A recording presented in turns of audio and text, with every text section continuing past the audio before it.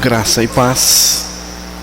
Vamos abrir em Atos, capítulo 9, versículos de 1 até o 5.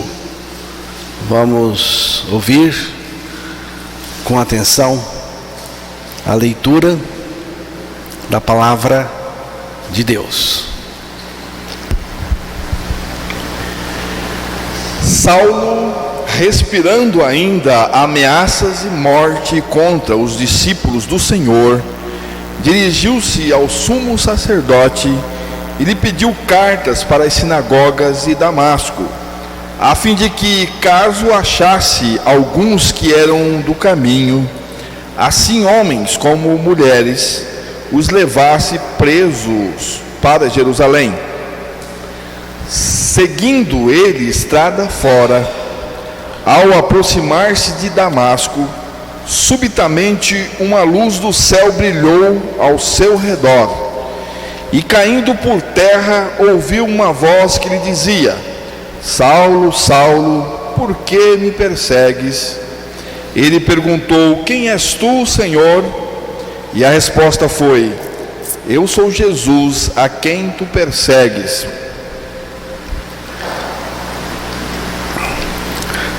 Que Deus revele a sua palavra aos nossos corações. Este texto conta como que Deus converteu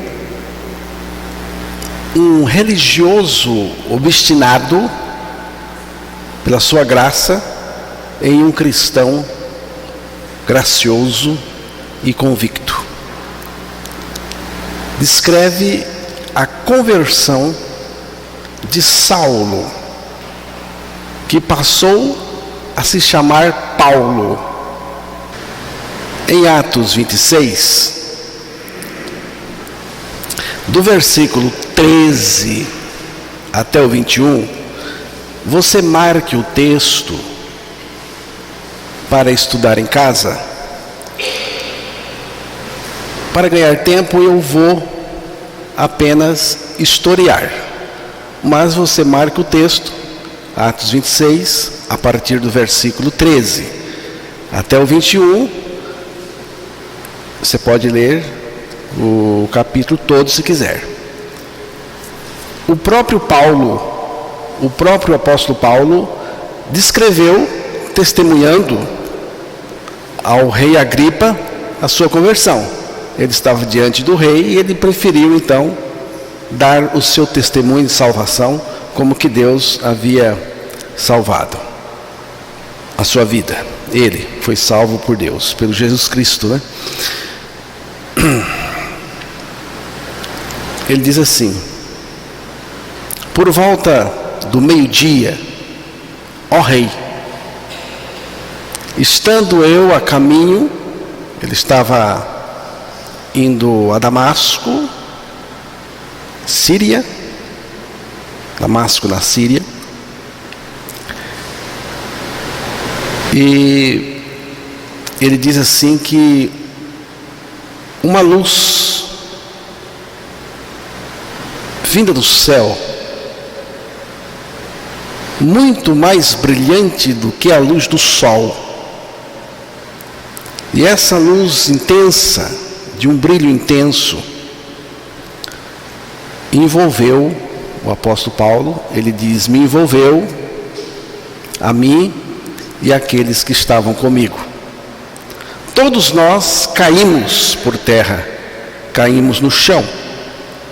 E aí ele não diz que os outros ouviram, ele só diz: eu ouvi uma voz que dizia: Saulo, Saulo, por que você me persegue?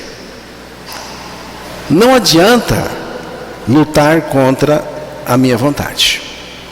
Não adianta você lutar contra a vontade de Deus. Você não tem chance nenhuma contra a vontade de Deus para lutar contra ela. Levante-se, fique de pé. eu lhe apareci, aqui Jesus dizendo, para constituí-lo servo e testemunha do que você viu a meu respeito e do que lhe mostrarei. Foi para isso que eu apareci, para lhe converter em servo, em meu servo, para lhe converter em minha testemunha, tanto das maravilhas que viste, que você viu, como daquilo que eu vou mostrar, como daquilo que eu fiz de você. Você vai contar o que viu, o que eu fiz de você, o que eu lhe mostrarei. Você vai contar para os gentios, para abrir os olhos deles, a fim de que sejam convertidos das trevas para a luz, do poder de Satanás para Deus, e recebam perdão dos pecados e herança entre o povo de Deus, separado pela fé em mim. Portanto, rei Agripa, obedeci à visão celestial que ele está dizendo aqui é Cristo, Jesus, aquela luz, Cristo, ele está falando de Jesus. Anunciei a mensagem primeiro em Damasco, depois em Jerusalém e em toda a Judéia e também aos gentios, dizendo que todos precisam do arrependimento.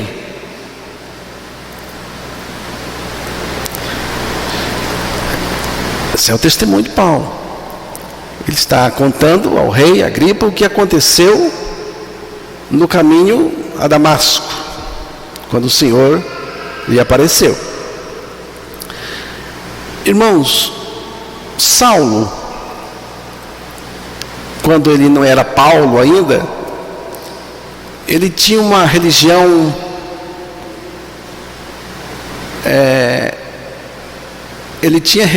capaz de torná-lo em um fanático obstinado. Ele era um religioso fariseu obstinado, fanático. Ele era perseguidor também da Igreja de Deus, exatamente por causa desse fanatismo, desse zelo, dessa religião que ele praticava. Disso, da religião que ele praticava, daquilo que ele tinha lá, ele conhecia muito. Conhecia sobre a lei de Deus também, conhecia muito. Mas Paulo não conhecia nada da verdade que liberta.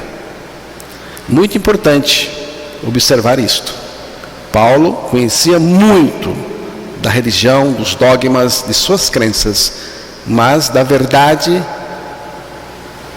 do Evangelho, da Boa Nova, Jesus é a Boa Nova, ele não conhecia nada até aquele momento.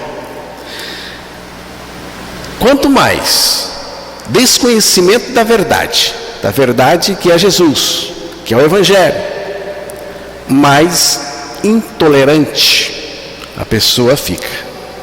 Quanto mais intolerante, mais extremista.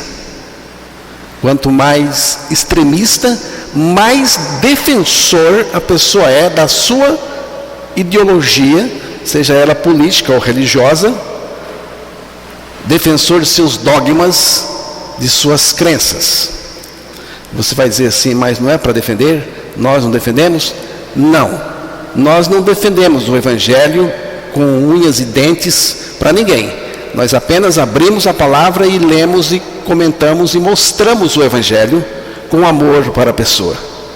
Se ela quiser, tudo bem. Se não quiser, não vamos bater nela. Não vamos tocar ela, porque ela não está concordando com a gente. A gente sai. Porque quem convence é o Espírito Santo de Deus. É Ele que faz a obra. Mas o religioso não é assim. Quanto mais defensor de seus dogmas e de suas crenças, mais absolutista a pessoa se torna. Aí ela vira rei. Aí ela manda em tudo. É aqui que a pessoa é capaz de até mandar matar, torturar, porque ela tem todo o poder na mão. A pessoa vira déspota. Paulo tinha esse perfil em relação à sua religião. Combatia, não só combatia, mas também abatia todo aquele que era considerado uma ameaça aos seus dogmas, às suas crenças. Então essa pessoa tinha que ser eliminada. Essa postura, irmãos, é muito perigosa. É perigosa demais. Essa postura é perigosa porque favoreceu instrumentos mais cruéis de tortura, no caso em foco contra a igreja.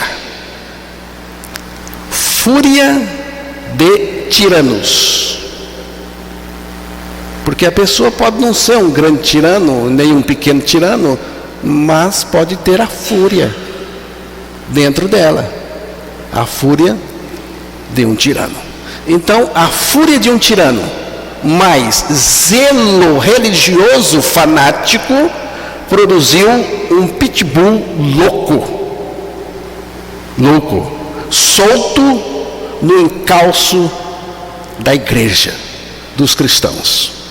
Atos 24, verso 14. Eu estou dando esse perfil, irmãos, para você conhecer quem era Paulo.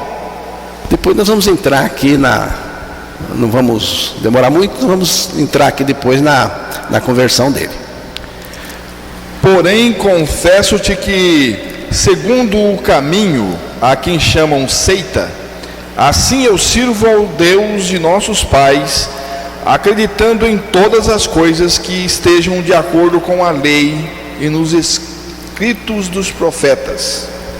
Só para mostrar que essa seita do caminho, os discípulos de Cristo, aqueles que creram na morte e ressurreição com Ele, os que nasceram de novo, nessa época eram chamados de os do caminho, e era considerada uma seita. E essa seita, vista assim por eles, seita do caminho, seguidores de Cristo, tinha que ser essas pessoas eliminadas. Mas vamos ver aí Atos 7, versos 54 ao 58.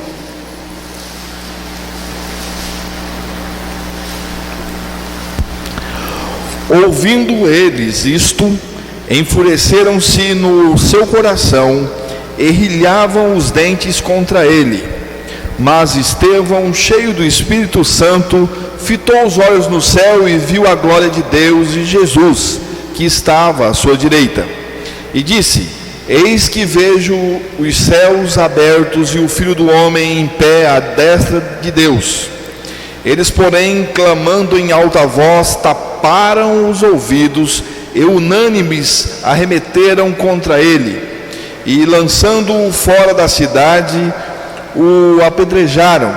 As testemunhas deixaram suas vestes aos pés de um jovem chamado Saulo. Viu?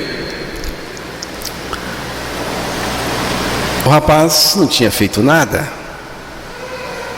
só pregado o evangelho. A versão do Emerson diz uma coisa interessante, diz que eles rilhavam, é isso? Rilhavam os dentes. Você sabe o que é rilhar? É roer os dentes, é trincar os dentes, de tanta raiva, de tanto ódio. Mataram o rapaz a pancada, a pedrada, e pegaram a roupa toda suja de sangue e depositaram aos pés de um jovem que é o nosso Saulo, porque ele era uma pessoa que tinha muita sede, muita raiva, muito ódio contra a igreja. 8. Atos 8, verso 3. Saulo, porém, assolava a igreja, entrando pelas casas e arrastando homens e mulheres, encerrava-os no cárcere. Você viu? Paulo não queria nem saber. Nem saber. Ele entrava nas casas, batia nas pessoas, batia em homem, batia em mulher, arrastava todo mundo para a prisão. E no capítulo 9, no verso 1, nós já ouvimos a leitura, mas você vai ler o verso 1. Saulo, respirando ainda ameaças e mortes contra os discípulos do Senhor, dirigiu-se ao sumo sacerdote. Paulo não se contentou não em bater, torturar, prender homem, mulher. Não, seguidores de Jesus, a igreja dele. Ele queria mais. Esse texto fala uma coisa terrível, irmãos. Fala que ele respirava o quê? Ameaças. Paulo estava respirando ódio, ameaças de morte. Eu quero matar. Está escrito aí. Eu quero matar. A minha vontade é matar, eu vou matar. Tá? E tem mais. Ele foi lá, conversou com os sacerdotes, pediu carta, recebeu a carta e disse: eu vou para Damasco e eu vou arrebentar. Por isso que eu chamei de pitbull, fanático religioso. Você está pensando que religião é coisinha? É por isso que eu tenho um pouco de medo do que está acontecendo no Brasil hoje.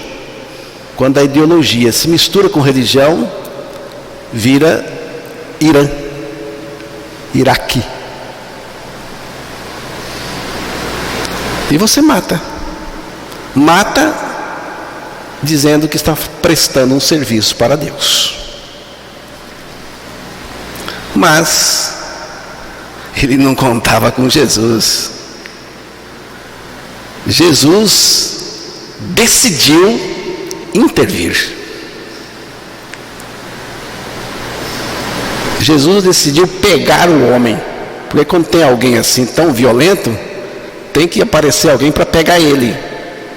E Jesus decidiu o seguinte: você não vai nem entrar em Damasco. Eu vou pegar você no caminho. Eu vou encontrar você lá. Vou lá. Jesus foi atrás dele. É muito importante isso.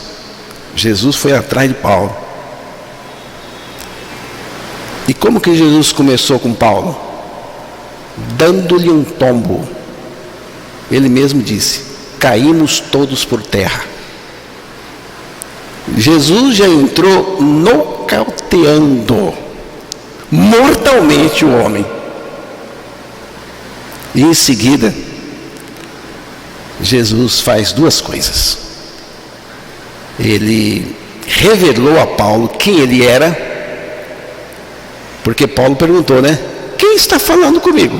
Quem é você que está falando comigo? Ele disse: eu sou Jesus, aquele que você está perseguindo. Opa!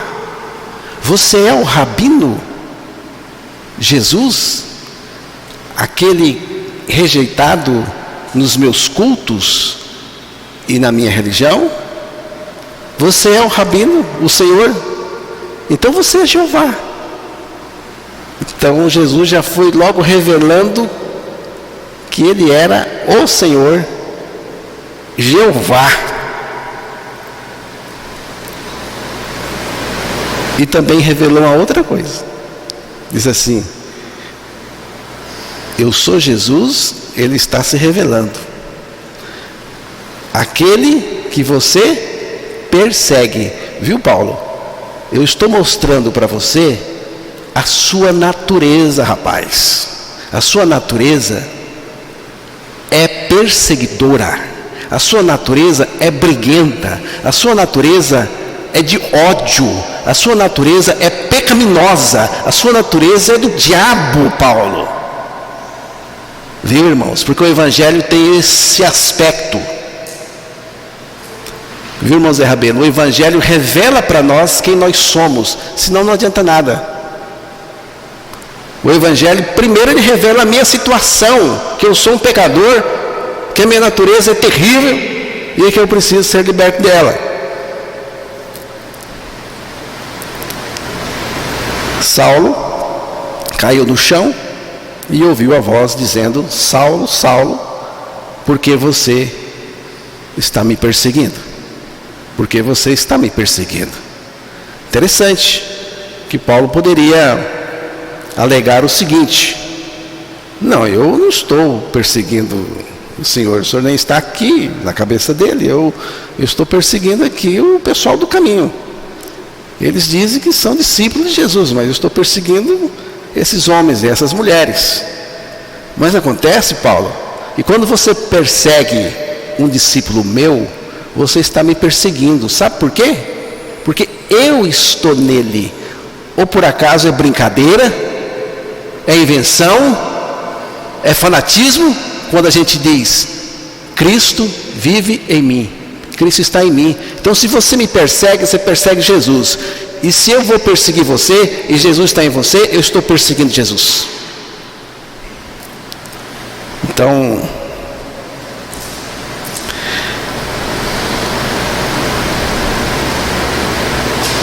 Saulo ia a Damasco. O que ele ia fazer a Damasco, irmãos? Ele ia prender, capturar. E você pode ter certeza que com a raiva que ele estava, ele ia derramar um pouco de sangue.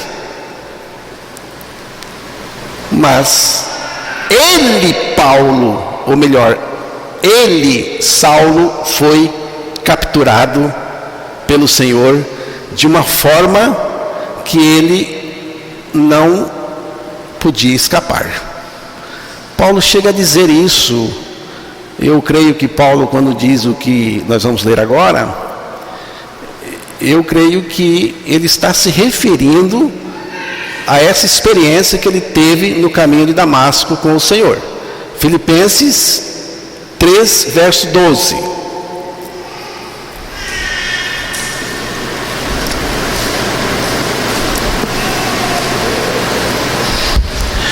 Não que eu tenha já recebido ou tenha já obtido a perfeição, mas prossigo para conquistar aquilo para o que também fui conquistado por Cristo Jesus. Ele diz assim: eu fui conquistado por Cristo Jesus. Eu fui conquistado, eu fui vencido, eu fui apanhado por Cristo Jesus. Eu entendo que ele está se referindo, quando diz fui conquistado por Cristo, a experiência que ele teve com o Senhor no caminho de Damasco. Quando uma pessoa é tomada, é conquistada pelo Senhor, não tem como escapar. Não tem, irmãos. Paulo foi lançado por terra.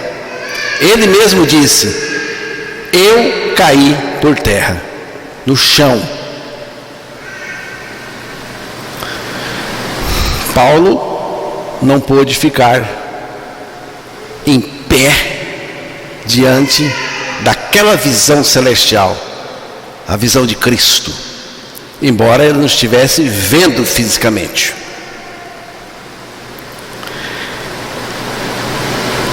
Ele não apenas teve a visão de Cristo ressuscitado, mas também ouviu a sua voz. Nós precisamos entender a natureza da visão. É importante dizer que aquela luz cegou o apóstolo Paulo. Ele ficou cego fisicamente falando por 3 dias, a partir do momento em que a luz veio sobre ele. Os olhos de Paulo foram cegados, por isso não viu com os olhos da cara, com os olhos físicos. Ele viu com os olhos do coração, que foi aberto pelo Senhor para que ele visse e cresce.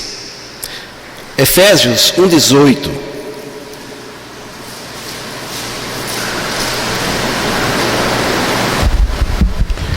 Iluminados os olhos do vosso coração, para saberdes qual é a esperança do seu chamamento, qual a riqueza da glória da sua herança nos santos. Iluminados os olhos do coração.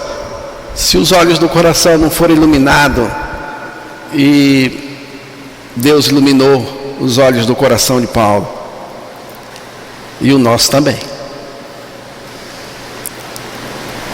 Em Gálatas, capítulo 1:15, nós vamos observar ali o propósito de Deus. E foi exatamente o que aconteceu naquela visão, que foi uma visão, uma revelação dentro de Paulo, visão de Jesus dentro dele, pela fé, na abertura do coração. Vamos ver. Capítulo 1 de Gálatas, verso 15. Quando, porém, ao que me separou antes de eu nascer... Quando, porém, ao que me separou antes de eu nascer e me chamou pela sua graça, aprouve revelar seu Filho em mim, para que eu pregasse entre os gentios. Sem detência não consultei carne e sangue. Você vê que o que Paulo descreve, ele descreve até o motivo não foi só esse o motivo, mas depois que Deus revelou o Filho dentro dele, foi para pregar aos gentios. A experiência que ele teve no caminho de Damasco, quando Deus disse: eu vou fazer de você minha testemunha para pregar aos gentios. Mas você não pode ir aos gentios se eu não estiver dentro de você. Porque aprove a Deus revelar seu Filho em mim, não só em Paulo. Então, irmãos, a revelação é dentro, é em mim. Não se trata de algo que acontece fora de nós, exteriormente. Não, é algo dentro da gente. No caso de Paulo, ele estava cego fisicamente. Então ele não estava vendo o que estava acontecendo ao redor dele. É algo que aconteceu dentro dele. Essa revelação aconteceu dentro de Paulo e foi muito íntima. Para mim, irmãos, foi aqui que Deus revela Paulo crucificado e Cristo vivendo nele. Já estou crucificado com Cristo e vivo não mais eu, mas Cristo vive em mim. Paulo foi dizer isso depois. Eu creio que essa experiência ele ganhou no caminho de Damasco. Cristo em mim. Efésios 3, verso 3 e 4, ele vai falar disso. Pois segundo uma revelação me foi dado conhecer o mistério, conforme escrevi há pouco, resumidamente, pelo que quando ledes podeis compreender o meu discernimento do mistério de Cristo. Mistério de Cristo, irmãos, foi revelado a ele. Ele está dizendo: me foi revelado o mistério de Cristo. E o mistério de Cristo, você sabe qual é? Paulo contou para nós, Deus revelou para ele. Eu creio que foi no caminho de Damasco, naquele dia. E Paulo não ficou para ele, porque foi revelado para ele contar para os outros. Ele foi contar para os gentios e para todo mundo. E ele contou para nós. Ele disse que o mistério que Deus guardou dos séculos, ele disse que esse mistério foi revelado agora aos santos, e que esse mistério é Cristo em vós. Cristo em vós. O outro texto já citei, que é Gálatas 2:20. Então aqui nós estamos diante do suprassumo da revelação de Deus. Nós em Cristo crucificado com Ele, e Cristo em nós vivendo a vida dele. Quando Cristo se revelou para ele no caminho de Damasco, foi-lhe dado a conhecer o mistério de Cristo. Paulo em Cristo e Cristo em Paulo. Eu em Cristo na cruz, Cristo em mim na ressurreição. Paulo se vê crucificado com Cristo e vê Cristo crucificado no seu interior. Agora morreu o Pitbull. Agora é outro homem. Daqui um pouquinho eu vou mostrar para os irmãos as mudanças. A visão que Paulo tinha deste mundo também mudou totalmente. A visão que Paulo tinha da religião, que ele tinha do mundo, mudou totalmente. Gálatas 6,14.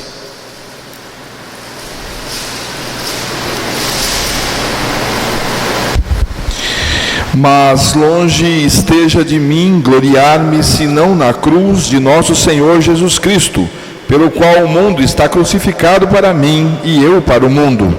Está vendo, irmãos? Mundo aí, o que é mundo aí? É tudo aquilo que é contrário à vontade de Deus. Então mudou tudo na vida de Paulo. Paulo viu e experimentou o reino de Deus no seu interior. Ele nasceu de novo.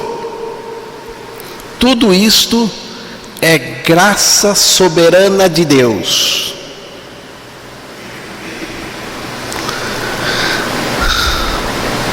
Por que você diz assim? Alguém pode perguntar. Por que você diz que é graça soberana de Deus? Eu vou dizer para você por que eu creio que isso aqui é graça soberana de Deus. Paulo não estava buscando o Senhor. Estava? Jesus disse que ele estava perseguindo Jesus. No sentido de destruição. A perseguição aí no sentido de destruição. Pergunta aos irmãos: o que motivou Paulo a ir a Damasco? Veja o verso primeiro, Emerson. Você vai ver a razão de Paulo ter ido a Damasco, que Jesus não entra na jogada. Veja aí, 9:1. Atos 9:1.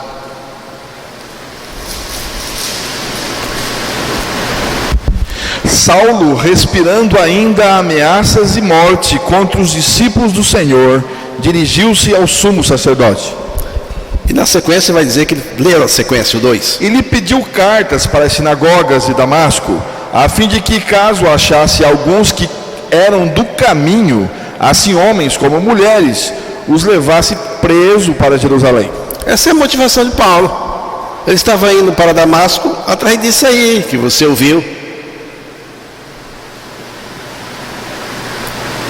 Então ele não estava indo atrás de Jesus. Jesus é que foi atrás dele. E tudo aconteceu. Não fez esforço nenhum para obter visão. Você acha que Paulo foi para lá o seguinte: Senhor, lá no caminho de Damasco, o Senhor apareça para mim, Jesus, eu quero ver o Senhor. Ele foi atrás disso? Não, fez esforço nenhum. Orou para ter visão, coisa nenhuma. Ele não estava buscando uma visão de Jesus. Paulo não trabalhou para ser salvo. O Senhor fez tudo. Tudinho. Irmãos, Paulo não imaginava que iria encontrar-se com o Senhor ressurreto na estrada para Damasco. E que a sua vida mudaria radicalmente e para sempre.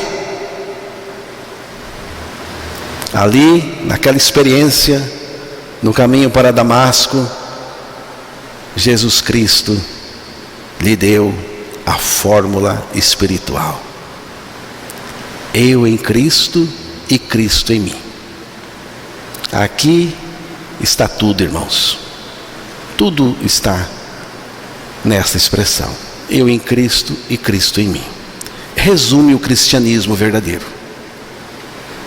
Martinho Lutero um dia apontou para o seu próprio coração e disse: Lutero não mora mais aqui. Ele se mudou. Agora Cristo vive aqui. Eu só acrescentaria que ele não se mudou. Ele morreu crucificado com Cristo. Porque quem muda volta, né? Volta. Um dia volta. Mas quem morre, aí já era. Um jovem recém-nascido de novo, que havia sido muito devasso e mau com os outros, se dirigiu ao seu pastor e perguntou: o que está acontecendo comigo? Porque eu olho para dentro de mim e não me acho mais. Não me encontro mais. Não estou ali mais. Eu estou ficando doido, pastor. Aí o pastor disse: não, vamos detalhar agora a coisa. Senta aqui. Gálatas 2:20, Colossenses 3:3 e 4. Foi mostrando para ele: está tudo certo com você. É assim mesmo. Agostinho foi um homem muito devasso, principalmente na sua juventude. Mesmo durante a sua vida religiosa, ele foi muito devasso. Mas um dia, Agostinho nasceu de novo lendo Romanos 13, versículo 13 e 14.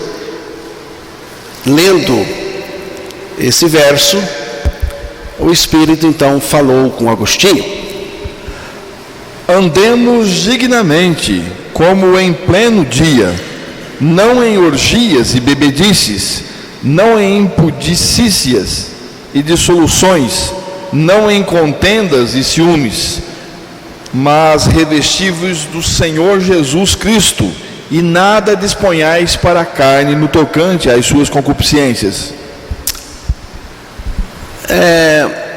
Pegou Agostinho.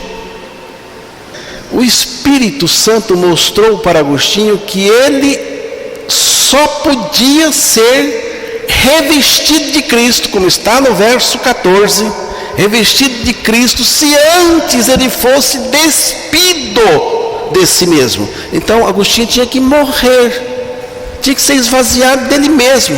O eu tem que morrer para ser revestido de Cristo, para que Cristo estivesse nele, vivendo. Ele precisava sair para Cristo entrar.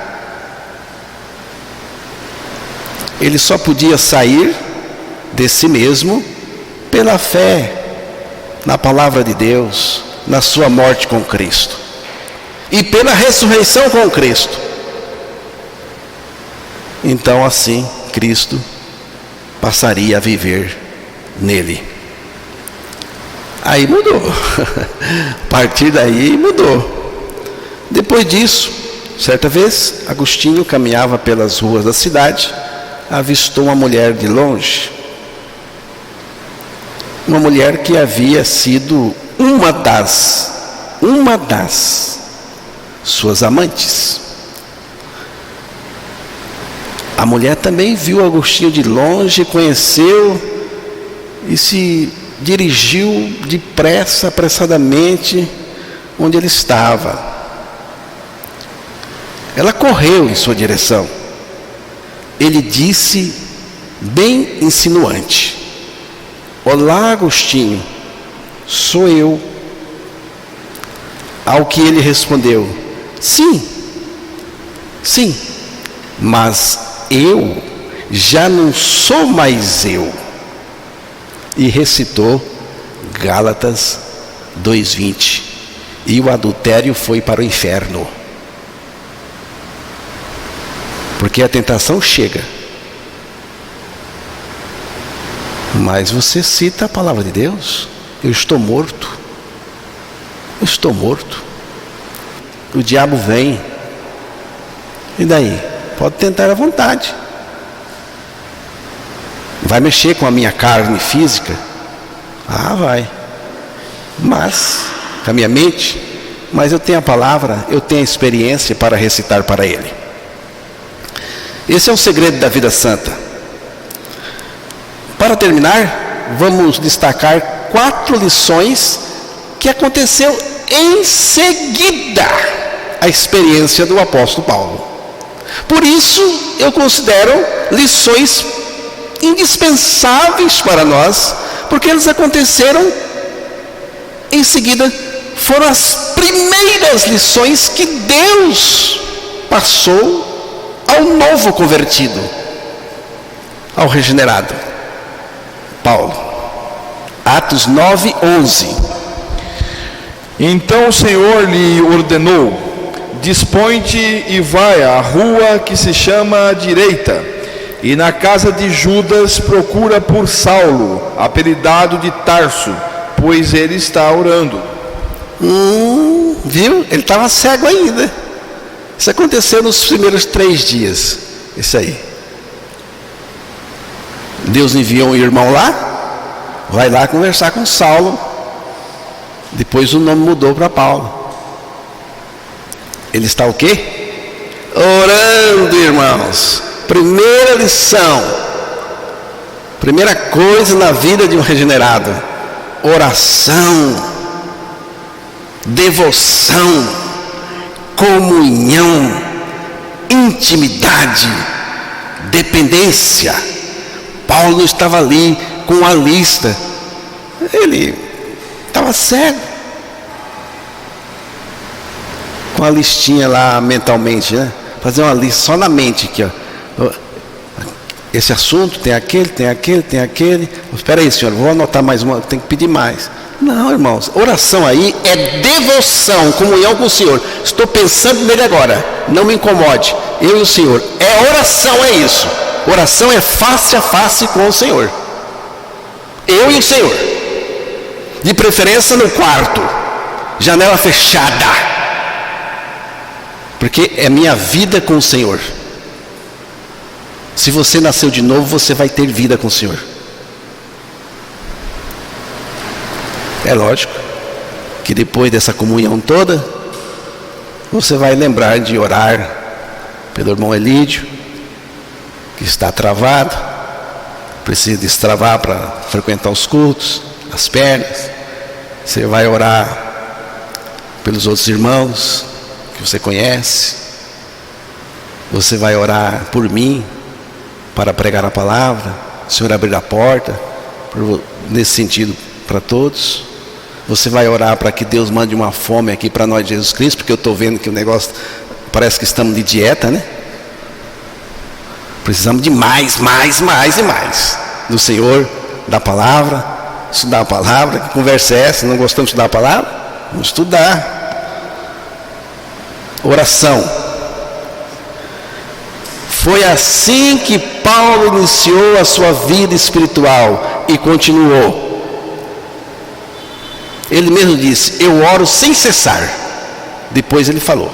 É lógico que ele está falando de uma situação interna no coração dele.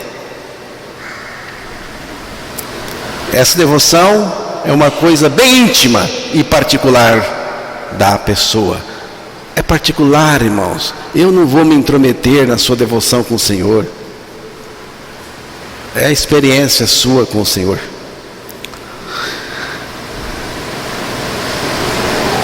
Então eu já disse, oração é ficar face a face com o Senhor, é comunhão com Deus, é dependência dEle. A primeira lição que Paulo aprendeu foi a oração. Paulo fez 2 perguntas ao Senhor, lá um pouco antes, né? Ele fez 2 perguntas. A primeira foi: quem és tu, Senhor? Senhor? Você sabe o que é um Senhor? Nos dias de Paulo, o que significava a palavra Senhor de Paulo? É aquele que manda. O Senhor manda. Não se podia dizer não para o Senhor. Quando o Senhor falava para o servo: faz isso, ele não podia dizer não. E fazia. Volta aqui, voltava. Senhor, quem és tu, Senhor? Se Ele é Senhor, então eu sou dependente dEle. Viu, irmão? Se você tem o Senhor como Senhor mesmo, então você é dependente dEle. O grande Saulo, que dava ordens, não dependia de ninguém, e raramente chamava alguém de Senhor. Agora diz: quem és tu, Senhor? Isto revela, irmãos, um desejo de conhecer o Senhor, um sentimento de dependência. Há um desejo de conhecer o Senhor. A segunda pergunta foi: que farei, Senhor? Que farei, Senhor? Irmãos, Paulo sempre soube o que fazer. Ele era o cara. Ele sempre soube. Mas agora ele está perguntando: que farei, Senhor? Que farei? Ele sabia o que fazer no caso da perseguição. Foi lá, pediu carta, pegou autorização, partiu para Damasco, mas agora não sabe o que fazer. Esta é uma pergunta de quem depende, de quem quer conhecer a vontade de Deus na sua vida. É isso mesmo. Senhor, o que farei? Não sei fazer. Não sei o que. E agora? O Senhor vai mostrar e vai dar a condição, porque eu dependo dele agora. A vida cristã começa no novo nascimento. Em seguida, oração, que é devoção, comunhão, intimidade. E dependência também. Oração é dependência também. Uma pessoa que ora é uma pessoa que busca a dependência do Senhor. Atos 9, do 6 ao 11. Mas levanta-te e entra na cidade, onde te dirão o que te convém fazer.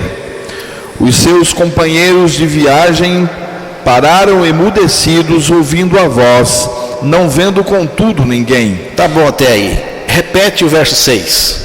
Mas levanta-te e entra na cidade, onde te dirão o que te convém fazer. Levanta, entra na cidade. E depois, o versículo 11, pode ler o 11 também? Então o Senhor lhe ordenou: dispõe-te e vai à rua que se chama Direita, e na casa de Judas procura por Saulo, apelidado de Tarso, pois ele está orando. Então, primeiro é o novo nascimento mesmo. Oração. Aí vem a comunhão com outros irmãos. Deus queria que Saulo conhecesse um outro irmão, e Deus pediu para que o outro irmão fosse lá, porque Paulo estava só. E agora fala de comunhão com os irmãos. Primeira lição, novo nascimento. A segunda, comunhão com Deus, oração com Deus. Terceira, comunhão com os irmãos. É muito importante, irmãos. Se não fosse importante, não estava aí na ordem que foi colocada. Quando nós nascemos de novo, nós ganhamos uma visão de igreja. A igreja é uma comunidade de indivíduos regenerados pela graça de Deus e chamados do mundo para formar o corpo de Cristo aqui na terra. E quando a última pessoa for colocada no corpo de Cristo, a gente se manda. Arrebatamento. Pode ser hoje, pode ser amanhã, pode ser depois. A prova da existência de uma igreja de Cristo é o agrupamento de gente regenerada para adorar, exaltar a Deus, edificar-se mutuamente e anunciar o Evangelho. Qual é a prova que somos a igreja de Cristo aqui? É o que está acontecendo aqui hoje. A gente se reúne para adorar, para pregar, para ter comunhão e tudo aquilo que envolve o culto, irmãos. Adoração é tudo aquilo que envolve o culto. Deus não enviou um anjo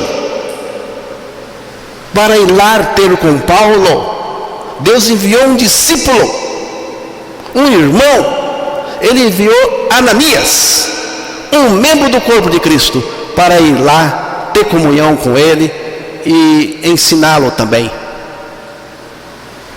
Paulo recebeu instrução espiritual não diretamente de Deus, como aconteceu na experiência no caminho de Damasco, que foi diretamente de Jesus, falou com ele. Aqui foi através de Ananias. Deus usou Ananias, colocou as palavras em Ananias.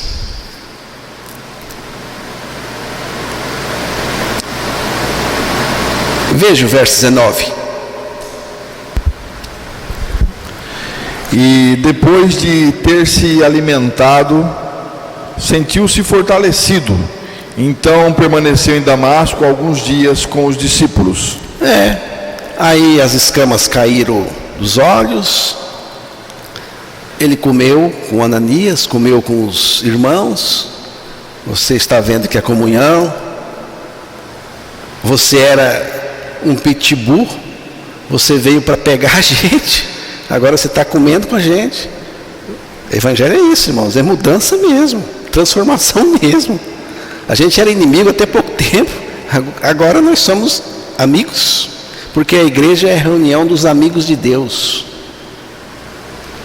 Estamos comendo junto, comunhão.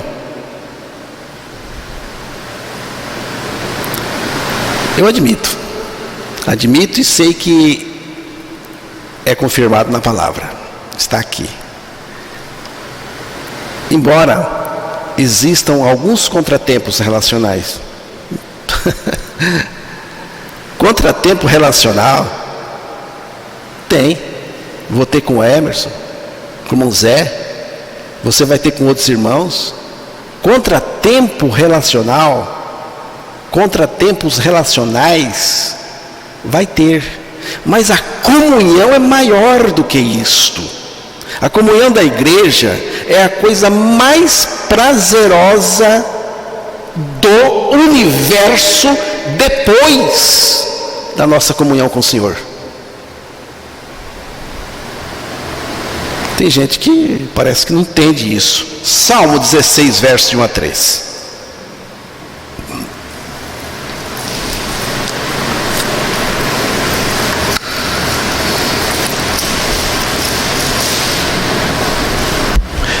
Guarda-me, ó Deus, porque eu em ti me refugio. Digo ao Senhor, tu és o meu Senhor, outro bem não possuo, senão a ti somente. É o 16, de 1 a 3? Lê novamente. Guarda-me, ó Deus, porque eu em ti me refugio. Digo ao Senhor, tu és o meu Senhor, outro bem não possuo, senão a ti somente. Quanto aos santos que há na terra, são eles os notáveis nos quais tenho todo o meu prazer. Está aí a ordem que eu acabei de dizer. Primeiro o Senhor, depois os demais santos. Depois os demais santos.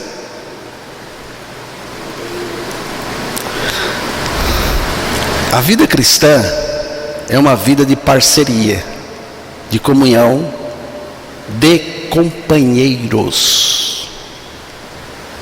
No âmbito da igreja, não tem carreira solo. De vez em quando, um solista rompe e desaparece. Não é assim? De vez em quando, um irmão acha que tem que viver só. Vira solista, rompe as relações e desaparece. Ou fica sistematicamente,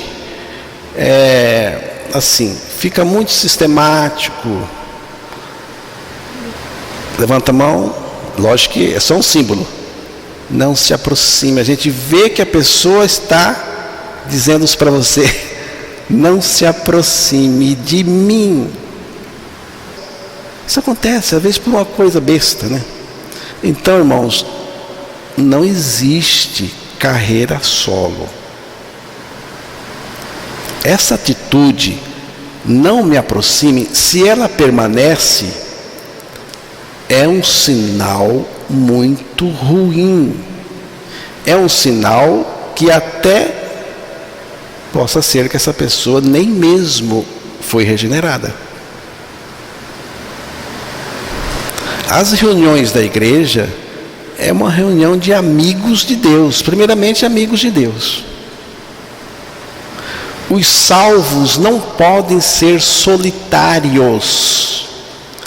Tem solitude, mas solidão no isolamento, não. Porque às vezes a pessoa quer ficar só. Olha, eu quero um tempo para mim, eu preciso estudar a palavra, eu preciso resolver outras coisas, ou comunhão com Deus, aí é solitude.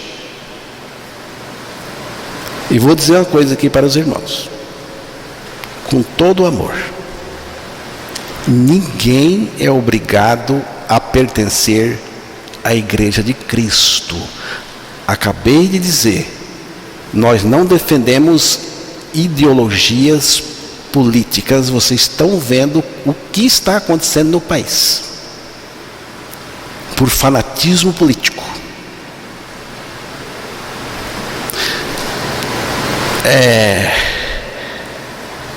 Nós não defendemos fanatismo religioso. Você tem que vir para o nosso grupo, porque se você não vir para o nosso grupo, você é diferente. E aí somos melhores. Melhores nada. Melhores nada. Não é assim, não. E já vou dizer para os irmãos: se você está achando que é fácil trazer gente para a igreja, gente verdadeira, regenerada mesmo, comece a pensar, meu irmão. Comece a pensar, porque o que está acontecendo no Brasil hoje com as igrejas, o povo vai ficar cada vez mais arisco quando você vai falar do evangelho verdadeiro. Aí é só Deus veio fazer a obra. Então, irmãos, ninguém é obrigado a pertencer à igreja de Cristo, mas nenhuma pessoa que pertença à igreja de Cristo tem o direito, preste atenção agora, estou falando direito, de se ausentar das reuniões da igreja sem motivo de força maior. Você não é obrigado a pertencer ao corpo de Cristo, mas se você está no corpo de Cristo, você não tem o direito de se ausentar, não. Você não se pertence mais, a não ser por motivo de força maior, alguma coisa que está impedindo mesmo. Hebreus 10, 25.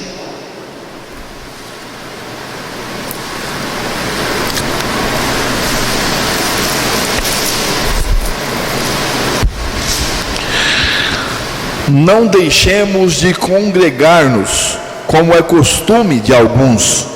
Antes façamos admoestações, e tanto mais quanto vedes que o dia se aproxima. Alguns afirmam que não precisam congregar ou participar da igreja, que estuda muito bem as escrituras por conta própria, que não necessita de comunidade, que não precisa de frequentar. Mas isto é um sinal de vida independente, e você sabe que vida independente não é a de Cristo. Outros pensam que basta se reunir em pequenos grupos dos mais achegados, dos mais próximos, de uma forma independente dos demais irmãos regenerados. Vou dizer para você o seguinte: não basta. Não basta. Tem alguns que chamam esses grupos independentes de uma mesma comunidade de células. Mas preste atenção. Jesus disse assim: eu edificarei a minha célula. Foi? Foi isso que ele falou? Ele falou: eu edificarei a minha igreja. É diferente de célula. Podemos sim ter reuniões em pequenos grupos, com o nome que você quiser dar, mas não podemos perder de vista os demais membros do corpo de Cristo na localidade. A igreja pode sim, e até deve, ter seus encontros grupais, para estudar a palavra de Deus, evangelizar, mas não pode deixar de reunir com todos. Atos 9:18. Imediatamente lhe caíram dos olhos como que umas escamas, e tornou a ver. A seguir levantou-se e foi batizado. Pois é, caiu as escamas e ele foi o quê? Batizado. Então, a experiência que ele teve de conversão, que é o novo nascimento, no caminho de Damasco, a sua vida de devoção com Deus, logo em seguida, ele já começou assim, a comunhão com os demais irmãos, porque isso é necessário, e entra agora o batismo. Ele foi batizado. O batismo não é pré-requisito para a salvação. Você vê que ele foi batizado depois de ser salvo. Ele não foi batizado antes da experiência no caminho de Damasco, foi depois. Então o batismo, irmãos, é para quem já foi salvo. O batismo não é pré-requisito para a salvação, nem para participar das coisas de Deus. Você vê que ele participou à vontade. Aquele tempo antigo era assim, e ainda tem igreja que é assim. Ah, você é membro da igreja? Não, ainda não. Já foi batizado? Você já foi batizado? Não, não fui ainda. Mas eu já sou regenerado, irmão, estou esperando a oportunidade. Não pode tomar ceia. Mas como é que não pode? Não pode por quê? Paulo não foi impedido de participar em nada. Então, irmãos, o batismo é para aqueles que já foram salvos e serve de símbolo. É um testemunho.